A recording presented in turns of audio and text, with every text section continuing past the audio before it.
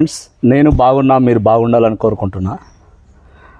ఈరోజు తెలంగాణ రాష్ట్రం జగిత్యాల జిల్లా రైకల్ పట్టణంలో గతంలో పోటీ చేసేగా పనిచేసి ఇప్పుడు భారతీయ రాష్ట్ర సమితి పార్టీకి మహేష్ గారు వారితో ఒక స్మాల్ చిట్ చాట్.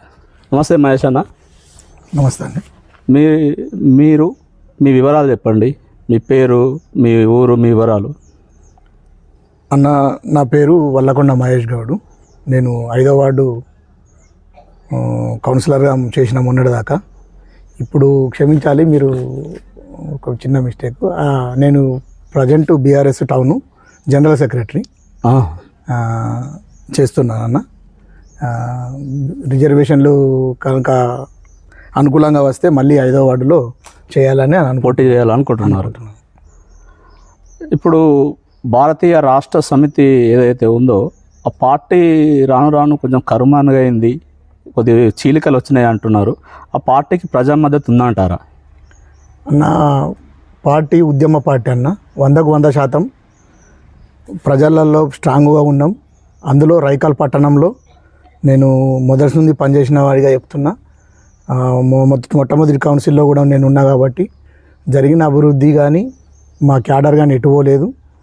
మేము ఫుల్ కాన్ఫిడెంట్గా ఉన్నామన్నా. అందులో ఇదంతా అపోహనే.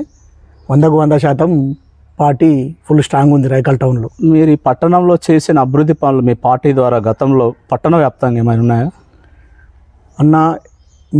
మా రైకల్ పట్టణంలో 25 కోట్ల ఫండు అప్పటి గవర్నమెంట్, బీఆర్ఎస్ గవర్నమెంట్ ఏదైతే ఇచ్చిందో అందులో మేము 100% పనులు తీసుకున్నామన్న కాంట్రాక్టర్ల ద్వారా. మేము పాలకవర్గం ఏర్పడ్డ తొలినాళ్ళ లోపల కానీ దానికన్నా ముందు మేము పార్టీలో ఉన్నాం కాబట్టి అది ఎస్టిమేట్ చేయించడం కానీ, ఆ ప్లింతింగ్ చేయించడం కానీ అప్పటి అధికారుల సహకారంతో కాంట్రాక్టర్లతో మంచిగా చేసుకొని అన్ని వార్డుల్లో 100% డెవలప్మెంట్ జరిగిందన్న. రైకాల్ పట్టణంలో మునుపెన్నడు లేని విధంగా అభివృద్ధి జరిగిందన్న. దానిలో సందేహమే లేదు.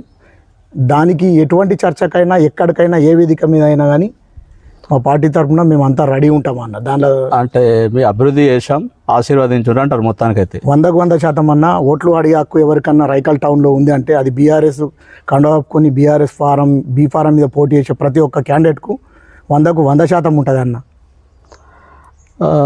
మీ యొక్క వార్డు గురించి చెప్పండి. మీ వార్డులో మీరు చేసిన అభివృద్ధి పనుల వివరాలు చెప్పండి అన్న. నేను మా వార్డులో చేసిన అభివృద్ధి పనులు అంటే అన్న, నేను మాకు అసలు వివరంగా డీటెయిల్గా చెప్పాలంటే అన్న, మేము 2018లో ఎవరైతే గెలిచారో ఆ ప్రజాప్రతినిధులు అందరూ కూడా దురదృష్టవంతులుగానే నేను భావిస్తానన్న. ముఖ్యంగా మున్సిపాలిటీలో వచ్చిన వాళ్ళందరూ కూడా మేము రావడంతో 3 నెలలు 4 నెలల వ్యవధిలోనే కరోనా స్టార్ట్ అయిందన్న. స్టార్ట్ అయిన తర్వాత ఇక మాకు అభివృద్ధి అదంతా కాకుండా అసలు ప్రజల్ని కాపాడడం అనేది పెద్ద టాస్క్ అయిపోయింది. ఆ కరోనా వచ్చిన వాళ్ళ ఇంటికి చుట్టూ స్ప్రే చేయడం కానీ అట్లా కానీ అదంతా 2 సంవత్సరాల టైం అందులోనే పోయిందన్న. దాని ప్రకారంగా నేను చూస్తే మన దురదృష్టం అయినా కానీ మేము ఏం చేసినామంటే, మేము మొదటి నుంచి బీఆర్ఎస్లో ఉన్నాం కాబట్టి మా వార్డుల్లో ఎక్కడెక్కడ పనులు పెట్టినామో కాంట్రాక్టర్లు ఆ గ్యాపులలో వచ్చినప్పుడు మేము ఏం చేసినామంటే వాళ్ళతో 100% మేము పనులు కంప్లీట్ చేసుకున్నామన్న. దాంతో నేను అట్లా జరిగిందన్న. దాని తర్వాత మా 2 సంవత్సరాలు అట్లా వెళ్ళిపోయిందన్న. మేము అంతా 1.5 ఇయర్ లోపల గట్టిగా పనిచేసేటప్పటికి ఎలక్షన్లు వచ్చినాయి. దురదృష్టవశాత్తు బీఆర్ఎస్ గవర్నమెంట్ పోయి కాంగ్రెస్ గవర్నమెంట్ రావడం జరిగింది. అట్లా మేము పనిచేసింది 2 సంవత్సరాలు అయినా కానీ నేను ప్రజాపాలన ఉత్సవాలలో భాగంగా నా వార్డులో నేను మైకు పట్టుకొని చెప్పిన అన్న, రానున్న మున్సిపల్ ఎలక్షన్లలో రైకల్ పట్టణంలో 5వ వార్డులో ఒక్క సీసీ రోడ్డు కానీ, ఒక్క మట్టి రోడ్డు కానీ ఉంటే నేను ఓటు అడగానని ఘంటాపదంగా చెప్పిన అన్న. ఇప్పటికి కూడా అదే మాట మీద ఉంటా అన్న. అంటే 100% సీసీ రోడ్లు వేసిరా? 100% మా వార్డులో సీసీ రోడ్లు అయినాయి అన్న. నేను అంత కాన్ఫిడెంట్ అప్పుడు చెప్పినా ఇప్పుడు కూడా చెప్తున్నాను అన్న. మిషన్ భగీరథ కానీ, ఈ పెన్షన్లు కానీ, ఈ రేషన్ కార్డు స్కీమ్లు కానీ ఎట్లా అమలు పరచడానికి ఎట్లా అన్న మేము అదే చెప్తున్నామన్నా. ఇంతకుముందు ఉన్న గవర్నమెంట్ పింఛన్లు ఏ విధంగా ఇచ్చిందో ప్రజలకు తెలుసు.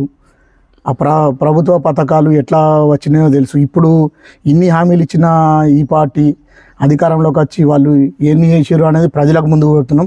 ప్రజల ముందుకు పోతాం, ప్రజల ముందే తెలుసుకుంటామన్న. 100% రైకాల పట్టణంలో పార్టీ బలంగా ఉన్నది. మున్సిపల్ మీద జెండా ఎగరేస్తామని ఖచ్చితంగా దృఢ సంకల్పంతో ఉన్నామన్న. అంటే రాష్ట్ర వ్యాప్తంగా తెలంగాణ భారత రాష్ట్ర సమితిలో వచ్చిన చీలికలు కానీ ఒక పార్టీకి ఒక వెన్నుదిక్కు ఉన్న మన నాయకురాలు కవిత గారు వెళ్ళిపోవడం కానీ వీటన్నిటి ఈ అంశాలు మీ మీద ఎలా ప్రభావితం చేసినాయి? ఇది మీ పార్టీకి రానున్న స్థలంలో ఎలా ఒక అపవాదాన్ని ఎదుర్కోబోతున్నారు? అపవాదం అంటారా, అదృష్టంగా భావిస్తారా? అన్న, అంత పెద్ద స్థాయిలో మనం ఆలోచించలేము. టౌన్ మట్టుకు మాత్రమే ఖచ్చితంగా చెప్తున్నా. అయితే పార్టీ పరిస్థితి బీఆర్ఎస్ టీఆర్ఎస్ అనే పార్టీ ఎప్పుడు కూడా పడిలేసిన కెరటమే అన్న. ఒకసారి పడ్డదంటే దానికన్నా ఎక్కువ స్ట్రెంతింగ్ తోటి లేతుంది. ప్రజలలోకి వెళ్ళి బలంగా నాటకపోయిన పార్టీ అన్న. వీళ్ళు ఉన్నారు వాళ్ళు ఉన్నారు అని కాదు. కేసీఆర్ బాపు ఉన్న రోజులు కేసీఆర్ బాపు అడుగుజాడల్లా కేటీఆర్ గారి మార్గదర్శకంలో ఈ పార్టీ ఎప్పటికి కూడా ఇంకా రానున్న కాలంలో ముందు జరిగే సార్వత్రిక ఎలక్షన్లలో ఖచ్చితంగా పార్టీ అధికారంలోకి వస్తుందని ఖచ్చితంగా ప్రగాఢ సానుభూతి, ప్రగాఢ నమ్మకం ఉందన్న. అయితే తాజాగా టీఆర్ఎస్ పార్టీ వీక్ అయింది, పట్టణంలో టీఆర్ఎస్ కార్యకర్తలు లేరు అని ఒక అపవాదన రూమర్స్ అయితే స్ప్రెడ్ అవుతున్నాయి. మీరు ఈ రానున్న ఎలక్షన్లో ఎన్ని వార్డులో పోటీ చేయబోతున్నారు? అన్న, ఖచ్చితంగా 12కు 12 వార్డులలో పోటీ చేస్తామన్నా. మెజారిటీ సీట్లు గెలుచుకొని మున్సిపల్ మీద పీఠం ఎగిరేయగలిగే అంత గట్టిగా పార్టీ ఉన్నది. ఇప్పటికి కూడా పార్టీలో మాజీ ప్రజాప్రతినిధులు, కౌన్సిలర్లు కానీ, కోఆప్షన్లు కానీ పార్టీని పట్టుకొని మెజారిటీ పీపుల్ ఇందులోనే ఉన్నారు. వాళ్ళు మనగడ కొనసాగిస్తున్నారన్న. ఎక్కడోళ్ళు అక్కడ సంసిద్ధంగా ఉన్నారు. నోటిఫికేషన్ రాగానే కథన రంగంలో దూకుడే. కేసీఆర్ బాపు ఫోటో, బీఆర్ఎస్ కండువానే మమ్మల్ని గెలిపిస్తుంది, చేసిన అభివృద్ధి పథకాలే గెలిపిస్తాయని ప్రగాఢ నమ్మకంతో ఉన్నామన్న. మీ వార్డులో మీరు చేయబోయే అభివృద్ధి పనులు ఇంకేమైనా ఉన్నాయా? అంటే ఈ పనులు చేయలేను, ఈ యొక్క 5 సంవత్సరాలు కష్టపడ్డా ఈ పనులు కాలేవు, ఖచ్చితంగా నేను గెలిస్తే ఈ పనులు చేస్తానని మీరు ప్రజలకు ఇచ్చిన హామీ, మీరు ఆలోచిస్తున్న విధానం ఏదైనా ఉందా? మీ ప్రణాళిక అంటారు దాన్ని. అన్న, నేను ఇప్పటి వరకు 20 కోట్ల భాగంలోనే మాకు వచ్చిన పనులన్నీ మేము కంప్లీట్ చేసినాం. సీసీ రోడ్లు కానీ, చిన్న చిన్న డ్రైన్ సమస్య ఉన్నాయన్న. డ్రైన్ సమస్యలు ముందడం ముఖ్యంగా నేను అనుకునేది ఏంటంటే, నేను ఇంతకుముందు నేను మాకు యాదవ కులదైవం మన అటు బీరయ్య గుడి సైడు మా 5th to 6th కలుపుకుంటూ రోడ్డు తీసుకుపోతానని అప్పుడు వాళ్ళకు మాట ఇచ్చిన అన్న. 100% 75% దాన్ని తీసుకపోయినా. ఇంకో 10% కలిపెడుతుందన్న. అక్కడి నుండే 3 బొమ్మల సైడు ఒకటి బైపాస్ రోడ్డు నిర్మించాలనేది నేను అప్పుడు అనుకున్న మధ్యలో నాకు ఈ కరోనా వర్షాభావ పరిస్థితులకు సహకరించలేనా. ఈసారి గెలిస్తే నేను ఖచ్చితంగా చెప్తున్నా, అది ఎట్టి పరిస్థితులలో ఆ రోడ్డు వేపిస్తా, ఆ రోడ్డు నుంచి తీసుకొస్తా. ముఖ్యంగా నేను మా గంగపుత్ర సోదరులకు ఒక ఫిష్ మార్కెట్, ఫిష్ హబ్గా చెరువు దగ్గర ఉంది 5th వార్డే, అక్కడ ఒకటి చేపల మార్కెట్ అక్కడ ఏర్పాటు చేయాలని నేను అప్పుడున్న చైర్మన్ గారితో వాళ్ళతోటి మా గంగపుత్రులకు కూడా నేను చెప్పిన. మన మైతాపూర్ పాతబావి దగ్గర ప్లేసు ఉంటుంది, అందులో మనం అందరం ఒక ఎమ్మెల్యే గారితో అప్పుడున్న ఎంపీ గారితో మాట్లాడి ఓ 10 లక్షలు పెట్టి షెడ్ చేస్తాం, అక్కడికి షిఫ్ట్ చేయాలనేది నాకు ఒక కోరిక ఉండే అన్న. మా గంగపుత్ర సోదరుతో చర్చించి ఆ చెరువుకు నియరెస్ట్గా కొద్దిగా వాళ్ళకు ఒక 10 గుంటల జాగల షెడ్ వేసి ఈ ఫిష్ మార్కెట్ని అక్కడ తీసుకుపోయి చేయాలనేది ఒకటి ఉందన్న. తర్వాత మా భీమన్న గుడి ఫ్రంట్ సైడు సీసీ రోడ్ ఉందన్న, సీసీ ఉంది. ఆ రథం తిరిగేటప్పుడు వెనక సైడ్ సీసీ లేదన్న. చాలా ప్రయత్నం చేసిన అన్న, కాకపోతే కాలేదు. ఈసారి ఖచ్చితంగా భీమన్న దేవుని ఆశీర్వాదాలతో గెలిస్తే మాత్రం 100కు 100% ఆ సీసీ రోడ్ వేపిస్తానని నేను ఖచ్చితంగా చెప్తున్నా అన్న. అయితే ఉమ్మడి జిల్లాలో కానీ రాష్ట్ర వ్యాప్తంగా కానీ గుర్తింపు పొందిన జాతర భీమన్న జాతర. ఇది చాలామంది ప్రజలు హైదరాబాద్ కానీ, నిజామాబాద్ కానీ, చుట్టుపక్కల ప్రాంతాలతో పాటు అందరూ వస్తారు. ఆ జాతరను మీరు రాను తరుణంలో ఎలా తీర్చిదిద్దే ఒక ఆలోచన ఉంది మీకు? ఎందుకంటే అది మీ వార్డులోనే ఉంది కాబట్టి. అన్న, భీమన్న జాతర అనేది దానికి సంబంధించి మొత్తము అక్కడ రోడ్లు కానీ, దానికి సంబంధించిన ల్యాండ్ కానీ క్లీన్ చేయడం కానీ, వెనుక కళ్యాణ మండపం లెక్క ప్లాన్ చేయడం కానీ అన్నీ జరుగుతున్నాయి అన్న.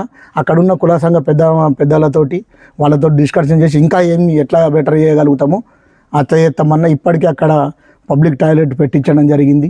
ఇప్పటికీ అక్కడ నీట్గా కార్యక్రమాలు జరుగుతున్నాయి అన్న.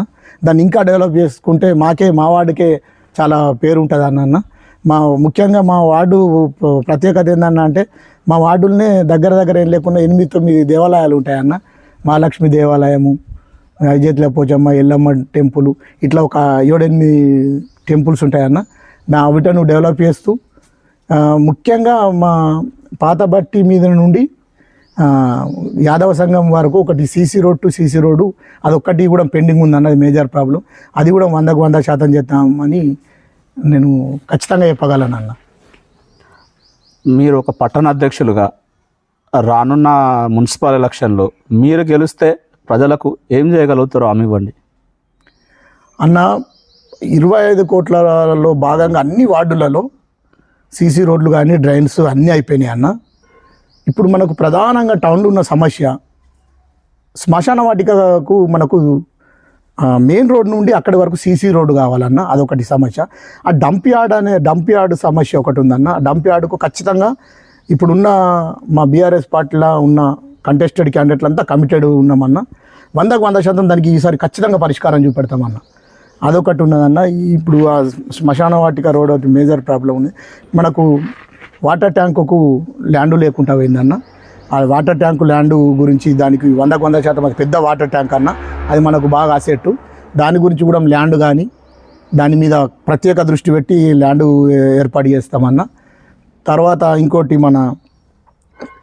ఇదేదైతే డబుల్ బెడ్రూము సమస్య ఉందో అది గౌరవ ఎమ్మెల్యే గారికి కానీ ముఖ్యమంత్రి గారి దగ్గర కానీ మా ఎమ్మెల్సీ రమణన్న గారు ఉన్నారు. వారి ద్వారా వారి పరిచయాలతోటి మా అనుభవజ్ఞరాలు తొలి జడ్పీ చైర్మన్ వసంతక్క గారు ఉన్నారు. మా జిల్లా అధ్యక్షుడు విద్యాసాగర్ సార్ గారు అపూర్వమైన అనుభవం ఉన్నది వారికి. వారి ద్వారా మేము ఖచ్చితంగా మాకు రాజ్యసభ సభ్యులు ఉన్నారు, మాకు ఎమ్మెల్సీ గారు ఉన్నారు. మళ్ళీ నెక్స్ట్ వచ్చే గవర్నమెంట్ మాదే. ఇప్పటికీ గవర్నమెంట్ వచ్చి 2.5 సంవత్సరాలు అవుతుంది. ఎక్కడ వేసిన గొంగడి అక్కడనే ఉన్నది. దీని ద్వారా మేము ఖచ్చితంగా చెప్పేది ఏంటంటే ఇంకో 2 సంవత్సరాలు గట్టిగా ఎలక్షన్కు ముందు వరకు ఉంటుంది. తర్వాత వచ్చే మా గవర్నమెంటే కాబట్టి మేము ఇంకా 100% గట్టిగా పనిచేయగలుగుతామని అత్యంత నమ్మకంతో ఉన్నామన్న టౌన్లో. థ్యాంక్ యూ మహేష్ అన్న, మీ యొక్క అభిప్రాయాన్ని మాతో పంచుకున్నందుకు.